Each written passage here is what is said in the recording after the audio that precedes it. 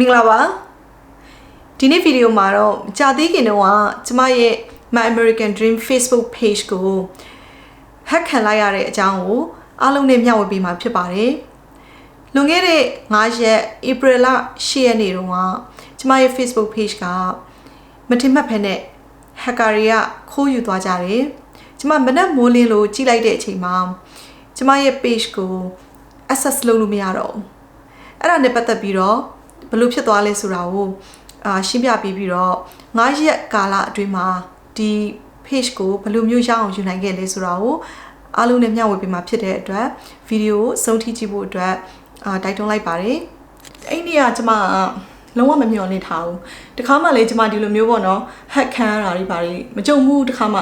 email တို့ဘာတို့ကအစားပေါ့ဒါကျမဘဝမှာတော့ဒါပထမဆုံးပဲအခုပြန်ပြောရင်တော့အခုထိပြန်ပြီးတော့ရင်တုံနေတော့မယ်အဲ့တော့ခံစားချက်ပေါ့နော်ဆိုတော့အင်္ဂါနေ့ပေါ့နော်ပြီးခဲ့တဲ့အပတ်10ရက်နေ့ကကျမအိယာထားတော့အမှန်ဆိုရင်အဲ့ဒီကကျမမနက်စောစောချင်းမသွားတော့မနက်9နာရီခွဲဖို့ပေါ့နော်ကျမထားပြီးတော့ okay ဒီအလုပ်လုပ်မယ်ပေါ့ဒီ marketing နဲ့ပတ်သက်တဲ့ plan တွေလုပ်မယ်ဆိုပြီးတော့ထိုင်လို့မရှိသေးကျမရဲ့ဒီ assistant ကဒီ virtual assistant ပေါ့နော်သူကထိုင်းမှာနေတာသူကကျမ message လှမ်းပို့တယ်အမရဲ့ Facebook hack ခံလိုက်ရပြီလားမသိဘူးဆိုတော့အမရင်ထဲမှာထိတ်သွားတယ်ဟဲဘယ်လိုဖြစ်တာလဲပေါ့နော်ကိုလည်းတစ်ခါမှဒါမျိုးမကြုံဘူးလေအဲ့နဲ့ဖုန်းနဲ့Facebook ကဒီ business profile ကချိတ်ထားတာအဲ့တော့ကျွန်မဝင်ကြည့်လိုက်တော့ကျွန်မရဲ့ business profile ကဒီချိတ်ထားတဲ့ထဲမှာ account 3ခုရှိတယ်ဒီ My American Dream ရဲ့ပြီးတော့ကျွန်မရဲ့တခြားဒီ Wing Grosjean ဆိုတဲ့ဒီ real estate ပေါ့နော်ဒီ English channel တစ်ခုရဲ့ပြီးတော့ Instagram ရဲ့3ခုရှိတဲ့ထဲမှာကျွန်မရဲ့ဒီ main profile ကနေမှချိတ်ထားတဲ့ထဲမှာအဲ့ဒီ My American Dream ကလုံးဝ access မရှိတော့ဘူးအရင်တည်းကဒီ business profile business page ကိုဖွင့်တာကိုယ့်ရဲ့ personal account ကနေမှဖွင့်ရတာဆိုတော့ကျမမှာအဲ့လိုမျိုးတီးသန့် email မရှိဘူးအဲ့ဒီကိုတီးသန့်ဝင်လို့ရတဲ့ဟာမရှိဘူးအဲ့တော့ကျမကအမြဲတမ်းဒီကိုယ့်ရဲ့personal account တွေကိုဝင်ပြီးသွားလို့ရှိရင် profile တစ်ခုပြီးတစ်ခုကို change ပြီးတော့အမြဲတမ်းသုံးနေတာပေါ့နော်အဲ့သုံးတော့အဲ့ဒီမနက်ကကြည့်လိုက်တာကျမရဲ့ဒီMy American Dream page က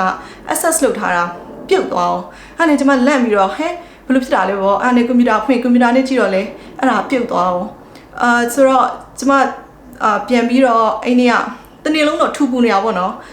အင်ကြီးတော့မလဲညဝေးအင်ကြီးနဲ့ဒီအင်ကြီးနဲ့ပေါ့လေအဲ့ဒါတွေကိုရှာတာတမန်နှလုံးနေတဝက်တာကုန်သွားတယ်ဘလို့မှလုံးလို့မရဘူး page ကိုသွားကြည့်တော့ page ကဒီအတိုင်းပဲhacker တွေကယူပြီးတော့ကျမရဲ့ဖုန်းနံပါတ်နဲ့ address ကိုချိန်ထားတယ်ကျမရဲ့ page မှာအရင်တော့ဘာ address မှကျမမထည့်ထားဘူးလေphysical location မှမရှိတာပြီးတော့ phone number ကကြတော့ကျမရဲ့ဒီ business phone ပေါ့နော်အဲ့ဒါပဲရှိတာဒါဟုတ်ဒီ hacker တွေကဒီ California ကဒီ random ပေါ့နော်fast food restaurant ကိုရဲ့ address ကိုပြောင်းလိုက်တယ်ပြီးတော့ phone number ကိုကြတော့ဒီ some different ပေါ့နော်အလုံးမလုံးတဲ့ number တစ်ခုနဲ့ချိန်လိုက်တယ်ပြီးတော့သူကကျမရဲ့ business profile ကိုတဲ့ကနေမှကျမ page ကိုယူပြီးတော့သူတို့ရဲ့ business profile နဲ့ချိန်လိုက်တာပေါ့ဆိုတော့ကျမစဉ်းစားတယ်ဘယ်လိုနည်းနဲ့များငါ hack ခံရတာလဲပေါ့နော်ပြီးတော့ဒီ Facebook ကအဲ့လိုမျိုးပြဿနာဖြစ်ပြီဆိုရင်သူတို့ဘက်ကဘာမှကူညီပေးနိုင်တာမရှိဘူးဆိုတာမထိရောက်ဘူးပေါ့နော်ကျမပြီးတော့အဲ့ဒီကကိုထူပူနေရလဲပါတယ်သူတို့မှာ facebook.com ပြီးရင် /hack ဆိုတဲ့ link ရှိတယ်ပြီးလို့ရှိရင်သူတို့က hack ခံရတယ်ကိုယ့်အကောင့်ကိုသုံးလို့မရတော့ဘူးဆိုလို့ရှိရင်သွားလို့ရတဲ့link တွေပေးထားတယ်ပေါ့နော် FAQ တွေပါတယ်အကုန်လုံး automated လုပ်ထားတာဆိုတော့agent နဲ့ဒီ support team နဲ့စကားပြောရဖို့ကလည်းအရန်ခက်တယ်ကိုကလည်းထူပူနေတဲ့အချိန်ဆိုတော့သူတို့ပြောတာတွေကိုတစင်လိုက်လုပ်တယ်သူတို့က password တွေကိုချိန်ခိုင်းတယ်အဲ့တော့ password တွေကိုချိန်တာအဲ့ဒီမှာ3-4ခါလောက်ရှိတယ်ပြန်ချိန်လိုက်တာပြန်များရမလားပေါ့ဒါပေမဲ့ဘယ်လို့မှလုပ်လို့မရဘူးပြီးတော့အဲ့ဒီကကြားရက်ဖြစ်တော့ကိုအလုပ်လုပ်ရတဲ့နေ့လည်းဖြစ်တယ်ပေါ့နော်အဲ့တော့အဲ့ဒါကိုတစ်ဖက်ကလုပ်လိုက်တစ်ဖက်ကလည်းဒီဘက်ကကိုယ့်ရဲ့အလုပ်ဖုန်းတွေဝင်လာရင်ပြောလိုက်ဆိုဒီဘက်ကနေ့စဉ်လောက်ရတဲ့လုပ်တွေကလည်းရှိနေတာဆိုတော့အဲ့ဒီတနေ့လုံးကလူကလေတော်တော်လေးကိုfrustrate ဖြစ်တာပေါ့နော်ဟာဘာလို့မရလဲလဲဆိုပြီးတော့အဖြေအရန်ရှာနေပြီးတော့အင်္ဂါနေ့ကမှတ်ရပဲပြီးတော့ညနေဘက်အထိပေါ့နော်ဘလို့ကနေဘလို့အချိန်ကုန်သွားလဲမသိဘူးကျွန်မနေ့လည်စားလည်းမစားလိုက်ရဘူးဘိုင်လည်းမစားလိုက်ဘူးပြီးတော့ညနေရောက်တော့မှအားလုံးပေါ့နော်ရုံးချိန်လည်းပြီးသွားပြီဆိုတော့ကျွန်မအေးဆေးကွန်ပျူတာပြန်ဖွင့်ပြီးတော့မှငါတဆင့်ချင်းစီပြန်သွားကြည့်အောင်မယ်ဆိုပြီးဝင်ကြည့်လိုက်တော့မှအဲ့ဒီညနေကြတော့မှကျွန်မရဲ့ဒီ business profile ထဲမှာကျွန်မမသိတဲ့ email တွေပေါ့နော် random 3ခုလောက်ကဝင်နေတယ် မှန်ဆိုလို့ရှိရင်ကျမကဟိုပါပေါ့နော် full control ရှိတာပေါ့နော်ကိုယ့်အကောင့်ဆိုတော့အဲ့ဒီထဲမှာကျမနဲ့VA ပေါ့ virtual assistant တွေအဲ့လို post တွေပါတယ်တင်ပေးတဲ့သူတို့ကိုလည်းကျမအဲ့လိုcontent creation တို့ဘာလို့အတွက်ကိုယာတူးပေးထားပြီးတော့ပေးသုံးထားတဲ့အကောင့်တွေမှာရှိတယ်ဒါပေမဲ့အဲ့ဒီတော့ကကျမမသိတဲ့အကောင့်တွေပေါ့နော် email 3ခုလောက်ကဝင်နေတော့ညရောက်မှကျမသတိထားပြီးတော့မှအဲ့ဒါတွေကိုပြန်ဖြတ်တာပေါ့ဖြတ်ပြီးတော့မှဒီ Facebook support team နဲ့ chat လုပ်တယ်ဆိုတော့ somehow ညနေရောက်တော့မှပဲကိုကတွေ့တော့တယ်တွေ့တော့မှကျမလည်းသူတို့နဲ့ chat လုပ်တော့သူတို့လည်းဒီလိုပါပဲဒီ customer support team ဆိုတော့oversee ကသူတို့လည်း VA တွေပုံစံမျိုးပေါ့နော်ဆိုတော့သူတို့လည်းဘာမှမသိဘူးကိုယ်လည်းဘာမှမကူညီပေးနိုင်ဘူးမေးခွန်းတွေတော့မေးတာပေါ့မေးပြီးတော့ကျမရှိကိုဖုန်းခေါ်တယ်ဖုန်းခေါ်တော့လည်းပြီးတော့ဘယ်လိုဖြစ်တာလဲဘာညာမေးတယ်မေးပြီးတော့ okay ဒီ case number တစ်ခုပေးတယ်အဲ့ဒီ case ကိုတဲ့မပိတ်နဲ့တဲ့ဒီ case ကိုမပိတ်ဖဲနဲ့ဟိုပါပေါ့နောက်နေ့ကြာရင်ပေါ့နော်သူတို့နဲ့စကားပြောလို့ရှိရင်ဒီ case ကိုအသုံးပြုပါတယ်ဆိုတော့ okay မပိတ်ဘူးဆိုပြီးတော့ပြီးတော့အဲ့ဒီစကားပြောပြီးတော့နေ့ရဲ့ case ကိုငါတို့ဒီဖြည့်ရှင်းပေးနိုင်တဲ့အဖွဲ့ကိုပေးလိုက်ပါမယ်ဘာညာနဲ့ဆိုတော့ကိုကတကယ်ယုံတာပေါ့နော်အော်သူတို့တကယ်ပေးမှာပဲနေဆိုတော့အဲ့ဒီကတော့ at least you know အိပ်ပျော်သွားတယ်နှုတ်မဆိုလို့ရှိရင်ပို့ပြီးတော့အိပ်ပျော်မှာမဟုတ်ဘူးလေစိုးရိမ်နေစိတ်နဲ့ဆိုတော့အခုပြန်စဉ်းစားကြည့်ရင်တော့မှကျွန်မတကယ်ပါရှင်းတုံနေတော့မယ်အဲ့ခန်းစားချက်ပေါ့နော်ငါရဲ့ page ပျောက်သွားတယ်ပေါ့ဆိုတော့ page ကလည်းဒါကိုစူးစမ်းပြီး create လုပ်ထားတာလေ3-4နှစ်တောင်ကျော်မယ်ထင်ပါတယ်ဆိုတော့ကိုယ့်ဘက်က consistent နေနဲ့လုပ်ထားတာဒီ follower 300,000ကျော်ရဖို့ပြန်လို့ဆိုလို့ရှိရင်ဘယ်နှစ်ကြာမလဲကျွန်မမသိဘူး maybe ပထမတစ်ခါတော့ကြာချင်းမှကြာလိမ့်မယ်ဘာလို့လဲဆိုတော့ဒီတစ်ခါကျတော့အရင်ကဆိုရင်ကိုယ့်ကိုဘယ်သူမှမသိဘူးအခုကျတော့ကိုယ့်ကိုလူတွေကတော့သိသွားပြီကိုယ့်ရဲ့ content ကိုလည်းသိတယ်ဒါပေမဲ့အခုလိုမျိုးစနေမှာပေါ့နော်အစ်စ်ကိုပြန်လုံးမယ်ဆိုတာယူကျွန်မစဉ်းစားပြီးတိုင်းအဲ့ဒီရဆိုတော်တော်လက်မခံနိုင်ဘူးညနေရောက်တော့ကျွန်မရဲ့ဒီ personal Facebook page မှာကျွန်မ account hack ခံပါတယ်ဆိုပြီးတော့တင်လိုက်တယ်ဘာလို့လဲဆိုတော့သူတို့ရဲ့ရွေးချက်ကဘာလဲမသိဘူးလေတော့ကြောင့်ကျွန်မရဲ့ဒီ message တွေကနေတဆင်ကျွန်မ customer တွေရဲ့ information တွေယူသွားမှာလားပြီးလို့ရှိရင်ဘာတွေလုပ်မှာလဲသူတို့အလှငွေတွေကောက်မှာလားပတ်စံတွေယူမှာလားကိုလည်းစိုးရိမ်တာပေါ့နော်အဲ့ဒါနဲ့ကျွန်မရဲ့ဒီ personal Facebook page မှာကျွန်မကြီးညာလိုက်တယ်တကယ်ချင်းတွေကတော့လမ်းပြီးတော့အခြေအနေမေးကြပါတယ်အဲ့ဒီလူတွေအကုန်လုံးကိုလည်းကျွန်မတကယ်ကျေးဇူးတင်ပါတယ်ဘာပဲပြောဘယ်လိုဖြစ်တာလဲဘယ်လိုမျိုးလုပ်ရင်ကောင်းမလဲနီးလန်းလေးတွေပေါ့နော်လမ်းပြီးတော့ပေးကြတော့အားတက်ရပါတယ်ဒါနဲ့အဲ့နေ့ကအင်္ဂါနေ့ပြီးတော့နောက်နေ့ရောက်တော့ဆိုတော့ကျမကတော့ပုံမှန်ပေါ့နော်ဒီ Facebook support team ကိုထပ်ပြီးတော့နောက်နေ့မနေ့ရောက်တော့ဆက်သွယ်လိုက်တယ်ဆိုတော့အခြေအနေဘယ်လိုလဲငါရဲ့ case ကဘယ်လိုလဲဆိုတော့ somehow သူတို့ကဖုန်းထပ်ဆက်တယ်ကျမစီကို okay ငါတို့နေ့ရှိကိုဖုန်းဆက်လိုက်မယ်ပေါ့ဖုန်းဆက်တော့လေပထမ case ကတဲ့ဘာမှသူတို့ဆက်လုပ်ထားတာမရှိဘူးလေဒီတိုင်းပဲပိတ်သွားပြီလေဆိုတော့ကျမဟဲ့နင်တို့ပြောတော့ escalate လုပ်ပေးမယ်ပေါ့နော်အထက်ကရှင်းပေးနိုင်တဲ့ technical people တွေကိုပြောပေးမယ်ဆိုပြီးတော့ကိုကပြောတော့ sorry တဲ့ဒီ case ကဘာမှဖွင့်ထားတာမရှိဘူးဆိုတော့အဲ့ဒါမှကျမထပ်ပြီးတော့အစကနေမှထပ်လောက်ပြန် all over again ပေါ့နော်ဒါပေမဲ့အဲ့လိုပြန်လုပ်တဲ့အချိန်မှာညီမကဖုန်းထပ်ခေါ်တယ်ဒီတစ်ခါတော့စကားပြောတဲ့လူတွေကတော့ဒီ US ကဖြစ်မယ်ထင်တယ်ပထမတစ်ခေါက်ကလူမျိုးဒီ customer support မဟုတ်တော့ဘူးသူတို့ကတော့အဲ့လူကတော့ကျမကို form ဖြည့်ရမယ်တဲ့ဒီ question 8ခုရှိတယ်တဲ့ okay ငါ form ဖြည့်မယ်ဆိုတော့သူတို့မေးတဲ့ဟာတွေကတော့ဘယ်တော့မှဒီ page ကိုနောက်ဆုံးလက်ခံရရှိတာလဲဘယ်အကောင့်နဲ့ဝင်တာလဲဘာညာပေါ့နော်မိကုန်း8ခုလောက်မေးရောအဲ့ဒါကျမအကုန်လုံးဖြည့်လိုက်တယ် detail လည်းဖြည့်လိုက်တယ်ပြီးတော့ရင်ဒီ hacker တွေရဲ့screenshot လုပ်ထားတယ်လေသူတို့ကျမ business profile နဲ့ဝင်တော့ဟာတွေပါတယ်အကုန်ပေးပြီးသွားပြီပေးပြီးတော့ okay တဲ့လုံးဝစိတ်မပူနဲ့တဲ့ပြန်ရမှာတေးကြပါတယ်တဲ့ငါတို့တွေ့ကြုံရဆိုရင်တော့ရမယ်ပေါ့နော်ဘယ်လောက်ကြာမလဲဆိုတာတော့မပြောနိုင်ဘူးတဲ့သူတို့over promise မပေးချင်ဘူးဘာညာနဲ့ဆိုတော့ကျမလည်း okay ယုံသွားတာပေါ့နော်ဒါဒုတိယအကြိမ်ပြောတာလေပထမတစ်ခေါက်တုန်းကဘာမှမလုပ်ပေးပဲဒုတိယကတော့တစ်ခုလုပ်ပေးမယ်ပေါ့အဲ့ပြီးသွားတော့အဲ့ဒါဗုဒ္ဓဦးနေ့ဆိုရင်ဇာတပတိနေ့ကကျမတို့နဲ့စကားမပြောပြဘူးပြီးတော့မနေ့ကတောက်ကြနေကြတော့လေကျမထပ်ပြီးတော့အခြေအနေကို touch base လုပ်မယ်ပေါ့အဲ့ support team ကိုပဲပြန်မေးလိုက်တော့လေအဲ့ဒီတိုင်းပဲနေ့ရဲ့ case ကလည်းဖွင့်ထားတာမရှိဘူးတဲ့ဆိုတော့ဟာငါနှစ်ခါတော့မှသူတို့နဲ့စကားပြောပြီးသွားပြီပေါ့ဒါမဲ့လည်းစိတ်မပူနဲ့တဲ့ငါတို့ကူညီပေးမယ်တဲ့ case ကိုငါတို့ဒီတစ်ခါတော့ပေါ့နော်တကယ်ကိုအဖြေရှာပေးနိုင်တဲ့ team နဲ့ချိတ်ပေးမယ်ဘာညာနဲ့ပြောထပ်ပြီးတော့သူတို့ promise တွေခဏပေးတာပေါ့နော်ကိုကတော်စိတ်ပြတ်နေပြီဒါမဲ့သူတို့နဲ့ဒီခါတော့ message ပို့တယ်လိုအပ်တဲ့ information တွေထပ်ပေးတယ်အဲ့လိုပဲဒီလိုအတိုင်းသာဒီတိုင်းထပ်သွားပြီးတော့ကျမဘက်ကဘာမှမလုပ်ဘူးဆိုလို့ရှိရင်တေးကြတယ်ဒါကြီးကအရန်ကိုကြာနေမှာမနေ့ကပြောတဲ့ support ကကြတော့ဘယ်လိုပြောလဲဆိုတော့24 to 48 hours အတွင်းတော့ပြန်ရနိုင်တယ်တဲ့ဒါပေမဲ့တဲ့ငါတို့အတွေ့အကြုံရဆိုရင်28ရက်လောက်နေကြာနိုင်တယ်တဲ့ ဆိုတော့ကျမစိတ်ထဲမှာတော့နည်းနည်းတော့သွေးအေးသွားပြီเนาะသွေးအေးသွားပြီဆိုတာဖြစ်ချင်းတော့အရန်တွေကို shock ဖြစ်တယ်အရန်တွေကို frustrate ဖြစ်တယ်ဒါပေမဲ့တေချာပြန်စဉ်းစားကြည့်လိုက်တော့လေငါပထမတစ်ခေါက်တုန်းကတော့မှဒီ page ကိုဒီလောက်ထိ follower ရအောင်လုပ်နိုင်ခဲ့တာပေါ့เนาะဒုတိယတစ်ခေါက်မှာငါလုပ်နိုင်မယ်တေချာရဲဆိုတဲ့စိတ်မျိုးတော့ရှိတာပေါ့တကယ်လို့လုံးဝပြတ်သွားတယ်ဆိုလို့ရှိရင်လည်းကိစ္စမရှိဘူးငါအစကနေပြန်လုပ်မယ်အဲ့လိုမျိုးတော့ကျမဆုံးဖြတ်ပြီးသွားပြီမနေ့ကဆိုရင်ကျမpage အသစ် create လုပ်ဖို့အတွက်ဒီ banner တွေဘာတွေလည်းအကုန်လုံးseason ပြီးပြီပေါ့နော်ဖန်တီးပြီးသွားပြီပြီးတော့ဒီနေ့တော့ငါအဲ့ဒါလုပ်တော့မယ်ဆိုပြီးဆုံးဖြတ်လိုက်တယ်ဒါပေမဲ့ကံကောင်းချင်တော့တချို့တငယ်ချင်းတွေကလည်းအကြံပေးပါတယ်ကို့မှာဒီ Facebook မှာအလုပ်လုပ်နေတဲ့လူတွေတငယ်ချင်းဆက်သွယ်ရှိလို့ရှိရင်သူတို့ကိုပြောကြည့်ဘာညာနဲ့ပြောတယ်ဆိုတော့ကျမလည်းလက်လှမ်းမိတလောက်တော့ဟိုလူမေဒီလူမေပေါ့ကိုယ့်ရဲ့ဒီ LinkedIn တို့ဘာလို့မှလည်းတွားပြီးတော့ post ရေးထားပါတယ်ဒါပေမဲ့ကျမမှာဒီကျမတို့ ਨੇ ကံကောင်းချင်တော့ဒီကျမတို့ဆရာတော်မှာ Facebook office ရှိရလေပြီးတော့ကျမတို့ ਨੇ အရင်တော့ investment လုပ်တဲ့တငယ်ချင်းတွေပေါ့နော် group တွေထဲမှာdirect မသိဘူးဒါပေမဲ့ Facebook ကလူတွေ engineer တွေအမှရှိတယ်ဆိုတော့ကျမသိတော့အဲ့ဒီအဖွဲ့မှာကျမအကူအညီတောင်းလိုက်တာပေါ့နော်အဲ့နင်တို့ငါဟာ hack ခံရတယ်အဲ့ဒါလုပ်တဲ့သူများရှိလားဆိုတော့အဲ့ဒီတည်းကတယောက်ကနေမှသူ့တငယ်ချင်းအဲ့မှာလုပ်တဲ့ engineer နဲ့မိတ်ဆက်ပေးတယ်မိတ်ဆက်ပြီးတော့ကျမအင်္ဂါနေ့ကဖြစ်တယ်ဆိုတော့သူနဲ့အဲ့တငယ်ချင်းနဲ့ပေါ့နော်ဖုန်းပြောတယ်ပြောပြီးတော့သူကသူ့တငယ်ချင်းနဲ့မိတ်ဆက်ပေးတယ်ဒါပေမဲ့ somehow အဲ့သူမိတ်ဆက်ပေးတဲ့ Facebook က engineer ကလည်းသူတို့မှာ product launch ရှိလို့ဆိုပြီးတော့ကျမ message ကိုမတွေ့ဘူးမတွေ့တော့သူ့ကိုမနေ့ကကျမကလည်းတော်တော်လေးတော့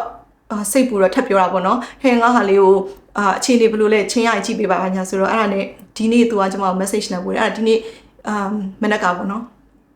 message လမ်းပြီးမေးတယ်နင်းရဲ့ page ကတဲ့ business နဲ့ချိတ်ထားလားဆိုတော့ချိတ်ထားတယ်လို့ငါမှသူရှိရနေမှာဒီ ad revenue ရတယ်ပေါ့နော် W9 form လေးရှိပါတယ်ဆိုပြီးအဲ့လိုပြောလိုက်တာဒါပဲမေးပြီးတော့ပြီးတော့မိနစ်20လောက်ပဲကြာတယ်ကျမ page ကပြန်ပြီး active ဖြစ်သွားတယ်ကျမထင်တာတော့တငယ်ချင်းကကူညီလိုက်တယ်လို့ပဲထင်တယ်ဘာမှလည်းသူထွေထူးလည်းမမေးဘူးဒီ page ရဲ့ဒီ information လေးဒါလေးပဲပြီးတော့ချက်ချင်းပဲရသွားတယ်ပေါ့နော်ဆိုတော့ကျမအဲ့တော့အံ့ဩသွားတယ်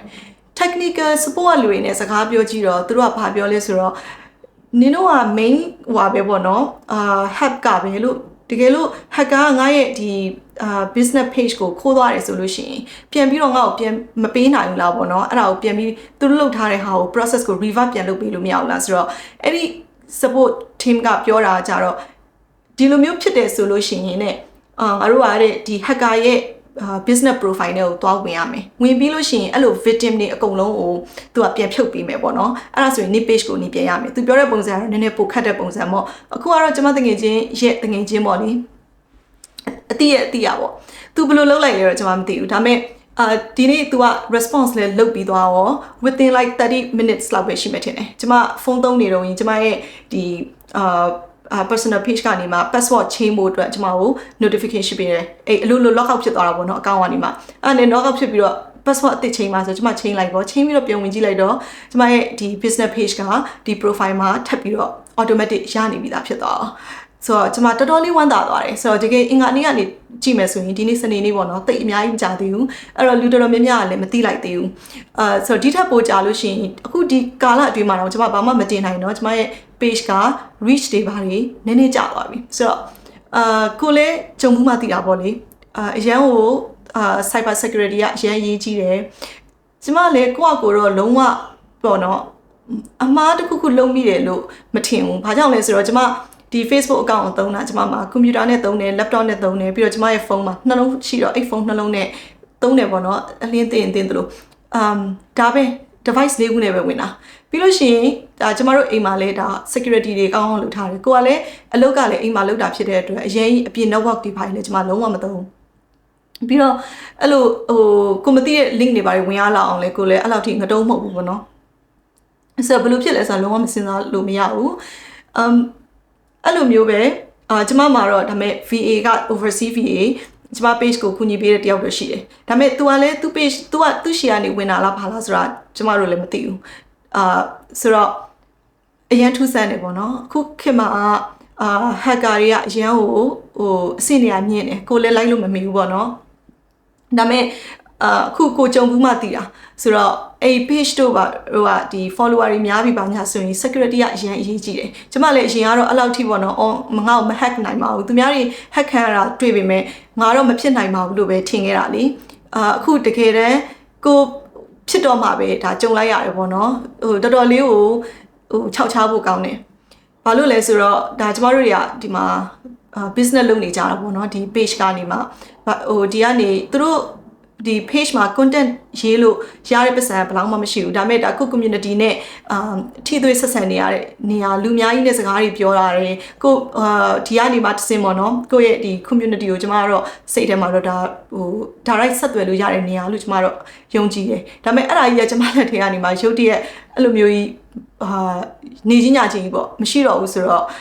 တော်တော်လေးကိုကျမအရန်လန့်သွားတာပေါ့ဆိုတော့နောက်ပိုင်းကျရင်တော့ကိုယ့်ရဲ့ဒီဟာနဲ့ပတ်သက်ပြီးတော့ security တွေကိုတိတ်ချပြန်ပြီးတော့စစ်ဆေးရမယ်ပြီးတော့တင်းတင်းကြပ်ကြပ်ထားရမယ်အဲ့ဒါကြောင့်ကိုယ့်လိုမျိုးတခြား creator တွေကိုလည်းတတိပေးချင်တာကတော့ခုနောက်ပိုင်းမှာအရန်ကိုဒီတခိုးတွေကများတယ်ပေါ့နော်လိန်နာကတော့နီးလန်းမျိုးစုံရှိတယ်ဆိုတော့ကိုယ့်အကိုကြိုတင်ပြီးတော့တတိထားရမယ်ကိုမဖြစ်ခင်တည်းကကျမလိုမဖြစ်ခင်တည်းကတတိထားတာကတော့အကောင်းဆုံးလို့ပြောချင်တယ်အဲ့လိုဖြစ်လာခဲ့ပြီဆိုလို့ရှင်လဲFacebook ကကူညီပေးနိုင်တာလုံးဝမထိရောက်ဘူးကိုယ့်ရဲ့ connection network ကအရေးကြီးဆုံးပဲဆိုအခုဆိုလို့ရှိရင်သူ့ကိုကျွန်မပြောနေတာ3ခေါက်လောက်ရှိပြီ message တွေလည်းပို့တယ်မျိုးစုံပြောတယ်ဒါပေမဲ့သူတို့ကလည်း you know globally client တွေအများကြီးနဲ့ customer တွေအများကြီးနဲ့ဆက်ဆံနေရတာဆိုတော့တယောက်ချင်းစီကိုသူ special treatment ပဲပေးနိုင်တယ်နော်ဥပမာသိတဲ့အတိအသင့်ခုလိုမျိုးခံကောင်းတော့ချက်ချင်း9ရက်လောက်အတွင်းမှာကိုယ့်ရဲ့ page ကိုပြန်ရတယ်ဆိုတော့ဒါကျွန်မတို့တကယ်ကိုတကယ်ကိုဘယ်လိုပြောမလဲဟိုအရင်ကန်ကောင်းတယ်လို့ကိုယူဆတယ်တော်သေးတယ်ပေါ့အဲ့လိုဖြစ်သွားတယ်ဒါပေမဲ့ပြီးခဲ့တဲ့နေ့3ရက်လောက်ကတော့ကျွန်မစိတ်ထဲမှာတော့တဖြည်းဖြည်းနဲ့တော့ပထမကတော့အရင် frustrate ဖြစ်တယ်နောက်ခံစားရတာကတော့နောက်ဒုတိယကကြတော့စောက်တရားမရပါတော့ငါဘယ်လိုလုပ်ရင်ကောင်းမလဲဒါကိုဘယ်လိုဖြေရှင်းရင်ကောင်းမလဲနောက်ကြတော့ကိုကဒီလိုပူပန်နေလို့လည်းမရဘူးလေကိုပြဿနာကိုကိုပဲရှင်းရမှာဘယ်သူ့ကိုမှလည်းစောင့်နေလို့မရဘူးအဲ့တော့ကျွန်မအဲ့ဒီချိန်တုန်းက okay စိတ်ကိုလုံးဝရှော့ချလိုက်တယ်ဒါဒီလိုပဲပေါ့နော်ဆုံးရှုံးမှုတစ်ခုခုဖြစ်ပြီးသွားလို့ရှိရင်ကျမတို့ကအမြဲတမ်းပြန်ပြီးတော့ကုန်းထားမှာပဲရုံးထားမှာဟုတ်လားအဲ့ဒါကို page ကိုအခိုးခံရပါတယ်ဆိုပြီးငိုနေလို့လည်းဘာမှမထူးကြဘူးဆိုတော့ကိုယ့်ထက်ကန်ဆိုးပြီးတော့ပေါ့နော်ဆုံးရှုံးမှုအများကြီးကြုံတဲ့သူတွေလောကမှာအများကြီးရှိပါတယ်ဒါမှကြသေးခင်ကကျမတို့နိုင်ငံမှာဆိုရင်ဒါငလျင်ဘေးတို့ဘာလို့ဖြစ်သွားတယ်ဆိုလို့ရှိရင်နေချင်းညချင်းလေးเนาะတိုက်ပေါ်ကနေလမ်းဘေးမှာဆင်းအိတ်ရတယ်ကိုရှာထားတာတွေအကုန်သွားတယ်ဘာ insurance မှလည်းမရှိဘူးအဲ့ဒါတွေနဲ့ရှင်းမယ်ဆိုရင်တော့ဒါကျမဖြစ်တာတော်တော်လေးကိုအဲ့လောက်ထိအခြေအနေမဆိုးသေးဘူးအဲ့တော့အရင်ကျမအနေနဲ့ကျွေးကွဲဝမ်းနေနေမယ်ဆိုလို့ရှိရင်အထိပဲမရှိဘူးလို့ကျမယူဆတယ်အဲ့တော့ကျမကတော့လုံးဝကိစ္စမရှိဘူးငါ page ကဟုတ်တယ်အရင်ဟိုလူသိများတဲ့ page ကျမတို့အများကြီးအကျိုးရှိနေတဲ့နေရာပေါ့နော်။ဘာပဲပြောလူသိများတယ် follower တွေအများကြီးရှိတဲ့ဟာကနေမှကိစ္စမရှိဘူးငါ0ကနေပြန်စရမယ်ဆိုရင်လေစလိုက်မယ်။ဒါပေမဲ့ထိုင်ဆောင်နေတာထက်စားလို့ရှိရင်ငါလုပ်ဆရာရှိတာလုပ်မယ်ဆိုတဲ့စိတ်ပေါ့နော်။အဲ့လိုကျွန်မတင်းလိုက်တယ်ပြီးတော့ဒီနေ့ပဲတခါတည်းpage အတစ်အတွက်ပေါ့နော်တင်ဖို့ဒီ banner တွေ picture တွေဘာရေးမဲ့ဟာတွေ video content တွေအားလုံး plan လုပ်နေပြီ။အမှရုပ်တရက်ကြီးကျွန်မ page ကိုပြန်ရသွားတယ်ဆိုတော့ပျော်ရွှင်မှုကတော့အတိုင်းထက်မသိပဲ။ဒါပေမဲ့ဒီရက်ပိုင်းလေးအတွင်းမှာရလိုက်တဲ့ဟိုတန်ဝေကားလို့ပဲပြောမှာပေါ့နော်ဘာလို့လဲဆိုတော့လူဆိုတာကိုမကြုံဘူးလို့ရှိရင်ခက်ခဲဘယ်လောက်ခက်ခဲလဲဆိုတော့ကိုခံစားမှသိရလေဆိုတော့အခုကျမတကယ်ကိုခံစားလိုက်ရတယ်အဲ့တော့ပြောမယ်ဆိုမြန်မာပြည်ကလူတွေဟိုခံစားရတယ်လို့မျိုးပေါ့နော်နှိုင်းရှင်လို့တော့မရပါဘူးဒါပေမဲ့ဒါအရန်ကိုမရှိပြီးသားတွေအားလုံးပျောက်သွားတဲ့သဘောမျိုးပေါ့နော်လာလူ follower 3သိန်းကျော်ရှိနေတဲ့ page ကနေမှနေချင်းညချင်း follower 0ကနေစပြီးတော့ဒီဟာကြီးကိုပြန်စရမယ်ဆိုတော့စဉ်းစားကြည့်လေခန်းစားချက်ကတော်တော်လေးကိုdesperate ဖြစ်တာပေါ့နော်အဓိကပြောချင်တာကတော့ဒါကျမရဲ့ဖြစ်သွားတဲ့အကြောင်းအရာပါအခုကျမ page ကိုပြန်ရပါပြီကျမရဲ့security တွေကိုလည်းအရင်ထပ်ပို့ပြီးတော့တိုးမြှင့်ထားမယ်ပြီးတော့ Facebook ကနေ meta verify ကိုလည်းကျမဒီ page အတွက်ကိုယူလိုက်မယ်သူများတွေပြောတာတော့ဒီ meta verify ယူထားလို့ရှိရင်သူတို့ကပို့ပြီးတော့ဦးစားပေးတယ်ပေါ့နော်ဘာလို့လဲဆိုတော့သူတို့လစဉ်ဒေါ်လာ40လောက်ပေးရမှထင်တယ်အဲ့လောက်ပေးပြီးတော့ subscribe လုပ်ထားရတာလေဆိုတော့ဟို security ကပို့ပြီးတင်းကျပ်တယ်လို့တော့ကြားပါတယ်အဲ့ဒါကြောင့်မလို့လုပ်ထားတင်တယ်လို့ကျွန်မထင်တယ်ပေါ့နောက်လေတခြားလူတွေလည်းကိုလိုပဲ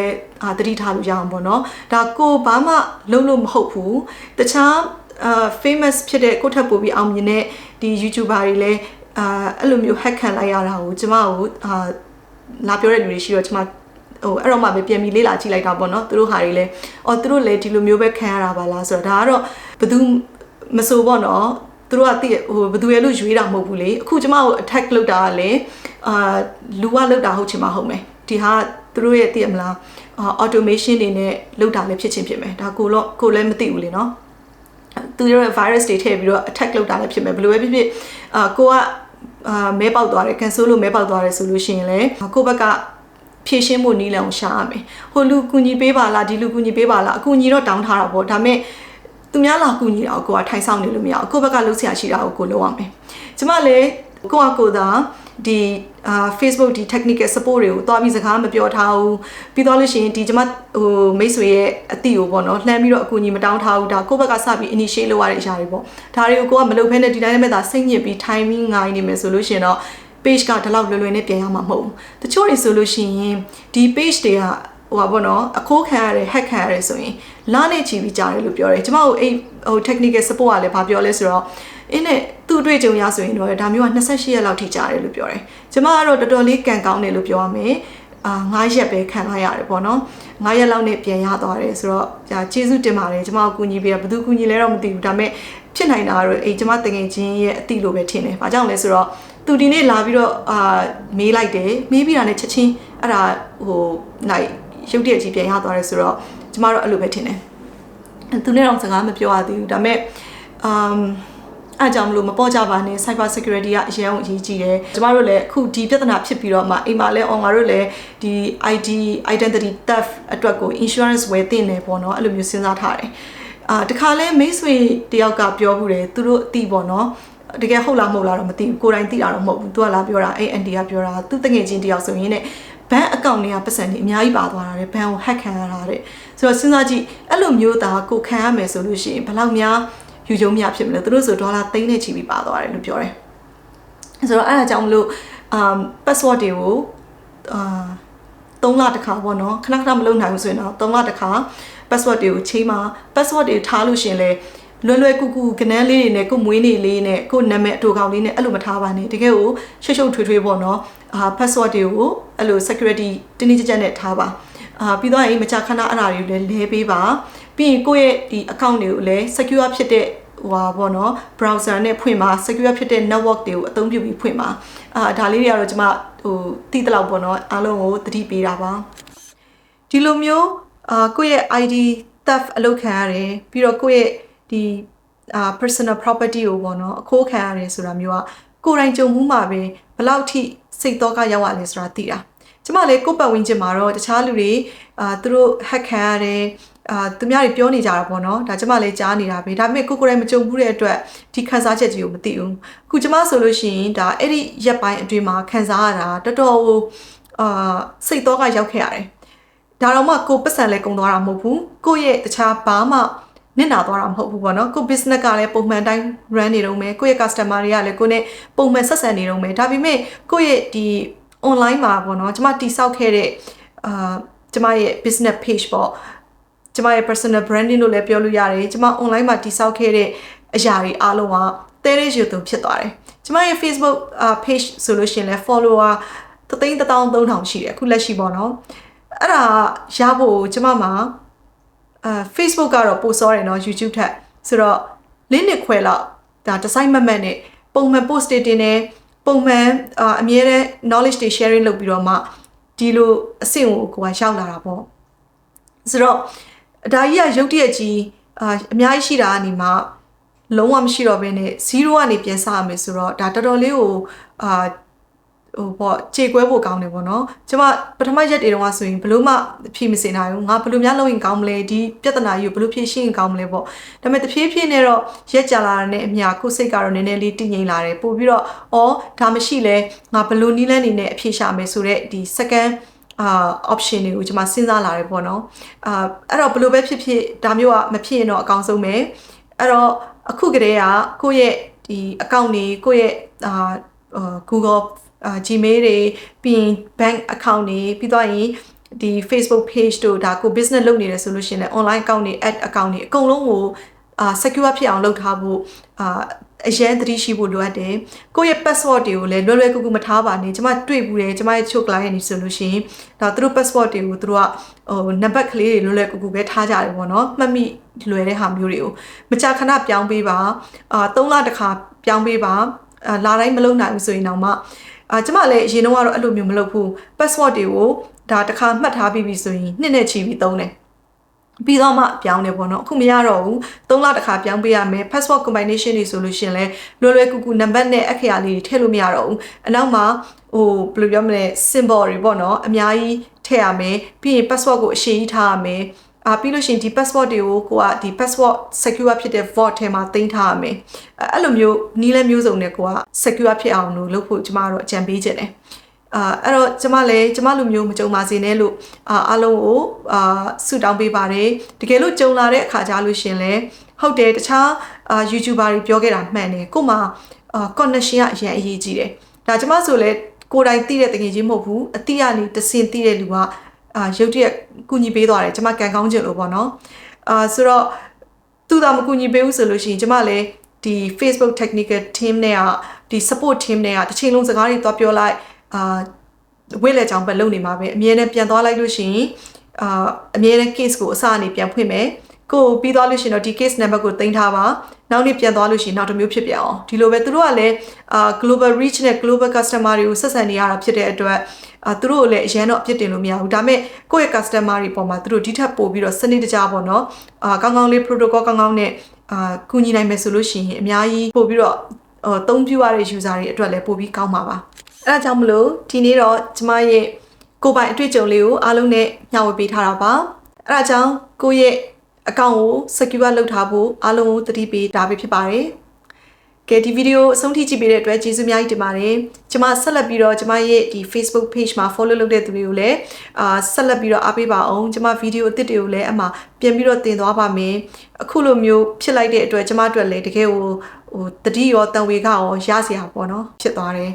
သင်ခန်းစာတွေလည်းအများကြီးရသွားတယ်။ Okay အားလုံးကျေးဇူးအများကြီးတင်ပါတယ်။ကဲနောက်ဗီဒီယိုတွေကြာရင်တွေ့မယ်နော်။ Bye